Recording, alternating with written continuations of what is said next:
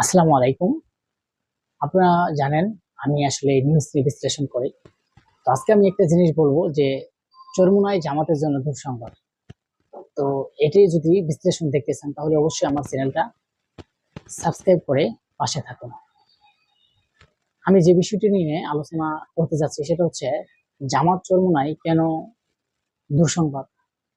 কারণ আপনারা জানেন যে এই যে 5ই আগস্টের পর থেকেই যে নির্বাচনের কিছু ইস্যু দিয়ে কথা বলা হয়েছিল, বিএনপি কিন্তু বারবার বলছে আগামী নির্বাচন কবে হবে সে নিয়ে তাগিদ দিয়েছে নির্বাচন কমিশনকে এবং প্রধান উপদেষ্টাকে।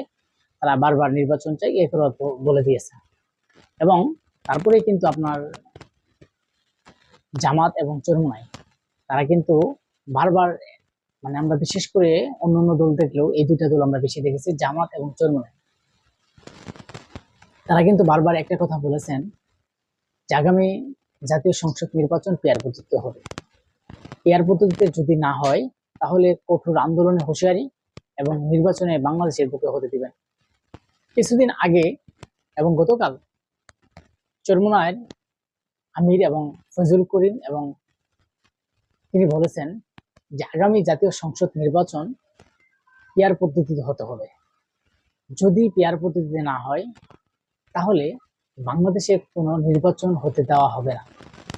তিনি বলেছেন বাংলাদেশে যদি পেয়ার পদ্ধতিতে নির্বাচন হয় তাহলে ঘুষ এবং দুর্নীতি, চাঁদা এগুলো থাকবে না। এবং জামাতের আমির শুধু না, জামাতের সেক্রেটারি তিনিও কিন্তু বারবার একটি কথা বলেছেন, সেটা হচ্ছে আগামীতে জাতীয় সংসদ নির্বাচন যদি পেয়ার পদ্ধতি না হয় তারা মাঠে নামবে এবং আন্দোলন করবে এবং আগামী নির্বাচনে অংশগ্রহণ করবে না এবং আগামী জাতীয় সংসদ নির্বাচন হতেও দেওয়া হবে না।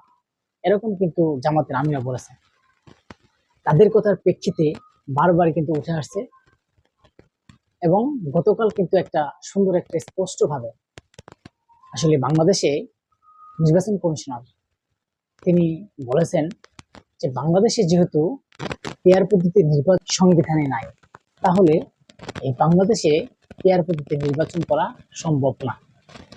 এই যে বাংলাদেশে পেয়ার পদ্ধতির নির্বাচন যেহেতু সংবিধানে নেই, তাহলে নির্বাচন কমিশনও বলে ছাপ বলিয়ে দিয়েছেন সংবিধানে যেটা নেই সেটা আমরা করতে পারবো না। যদি সরকার আমাকে বারবার বলে এবং পদক্ষেপ যদি চাপ দেয়, তাহলে নির্বাচন কমিশন বলছেন সরকার যদি বারবার এই নির্বাচন নিয়ে এবং অনেক কিছু যেগুলো নতুন সংবিধান নিয়ে যদি তাদেরকে চাপ দেওয়া হয় তাহলে সে পদত্যাগ করতে বাধ্য হবেন এবং বলছেন যে আমি স্বেচ্ছায় পদত্যাগ করব। এই যে দেখেন রাজনীতির খেলা, এই যে পেয়ার পদ্ধতি, আমি আপনাদেরকে বলি যে পেয়ার পদ্ধতির বিপক্ষে কিন্তু আমি। আপনারা বলতে পারেন একটা কথা যে পেয়ার পদ্ধতির বিপক্ষে কেন আপনারা?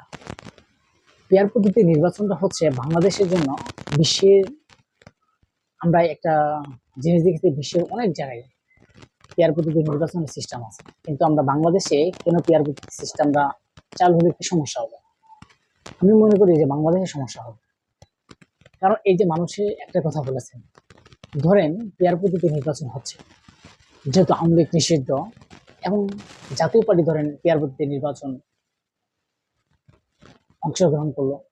এখন যদি আওয়ামী লীগের নেতাকর্মীরা বা শেখ হাসিনা বা আওয়ামী লীগের যারা এমপি মন্ত্রী আছে তারা যদি বলে দেয় যে আগামী এই নির্বাচনে তোমরা সর্বোচ্চ ভোট দিবা, যারা আওয়ামী লীগের নেতাকর্মী এবং ভোটার আছে সবাই ভোট যায় জাতীয় পার্টিকে দেবে। আচ্ছা, জাতীয় পার্টিকে যদি ভোট দেওয়া হয় তাহলে কি হবে?